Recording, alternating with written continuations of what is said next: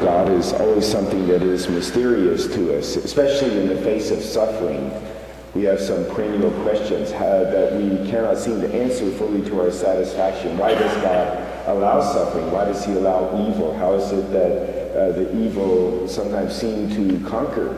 Or they seem to win? Why is it that good men suffer and that the evil or the bad men seem to triumph? These had to be some of the questions that the disciples on the road to Emmaus were asking themselves. Here they were facing the death of the man that they had loved and seen as really their Savior, the one who would redeem Israel. And God allowed him to die in a horrible, terrible death. This drastic experience came to them. Where was God in the midst of all of that suffering, in the midst of the loss? So in the face of these questions, Jesus walks along with them, listens to their pain and to their story, and then it says he chastises them or upbraids them, rebukes them, different translations for that, for the word that is there. It says how slow they were to believe all that the prophets had taught, and then it opened their mind to it and taught them what the scriptures had to say, citing the scriptures. Wouldn't you like to know what it was that he had said? Wouldn't you like to have written down what was it exactly that Jesus had said that the prophets would predict? And that would have been a great thing. I think of the suffering servant of Isaiah that we read, I think, on Good Friday about the servant who will be beaten and left for dead, but that God would be his redeemer. I think of Jeremiah, who says that God will open their graves and have them rise from them. But beyond that, in no case am I trying to say that there's nothing else in the prophets that's taught anything about the suffering Messiah. It doesn't come to my mind. But maybe Jesus had a broader teaching that he really meant. Maybe he meant something much bigger, just the general teaching of the prophets, which I think you could summarize in two things. One, they were chastising the leaders of Israel of their day, that they needed to follow God more closely, that this is a kind of a perennial problem that the people suffered from, is that leaders often acted only for their own good and not for the good of all of the people. And the prophets rose up to challenge them and to say that they were doing the wrong thing. And the second thing that the prophets, and this is probably much more to the point, was that the people should not lose hope in the face of suffering. Many times the Jewish people were conquered, even deported into Babylon. Different times that they had suffered great loss. Where was God in the midst of all of this? Why did he allow his chosen people to be defeated again and again? And the prophets would arise and say, whatever the present circumstances, whatever the calamity that we are facing, we should not lose hope in the God who rescues us, who brings us back to life.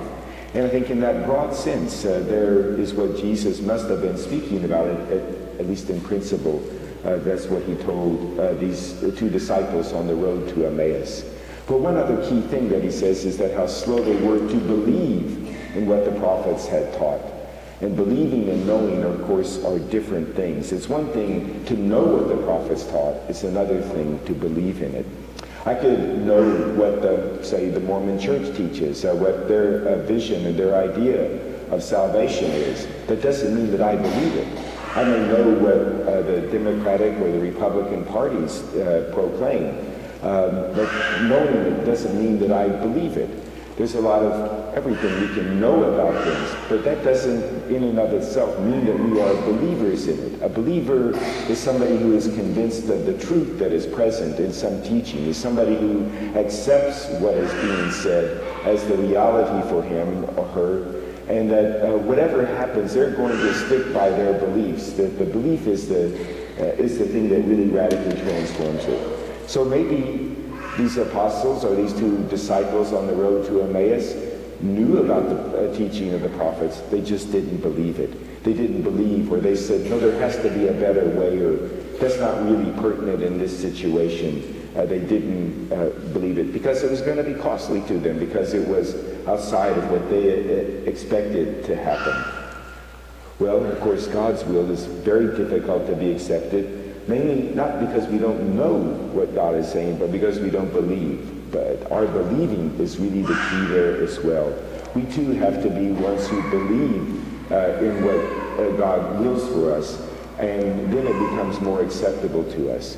A believer doesn't necessarily know the outcome. The believer doesn't necessarily know how things are going to work out, but the believer accepts that whatever it is that happens, God will bring about good. God will bring about salvation. That suffering in our life is ultimately salvific according to the gospel. After all, suffering is not optional to us. It doesn't matter whether you are a believer or a non-believer. Everybody is going to suffer. Everybody experiences loss and disappointment and sadness in their life. You can quit believing, but it won't take it away, will it? It will still be a reality for our life.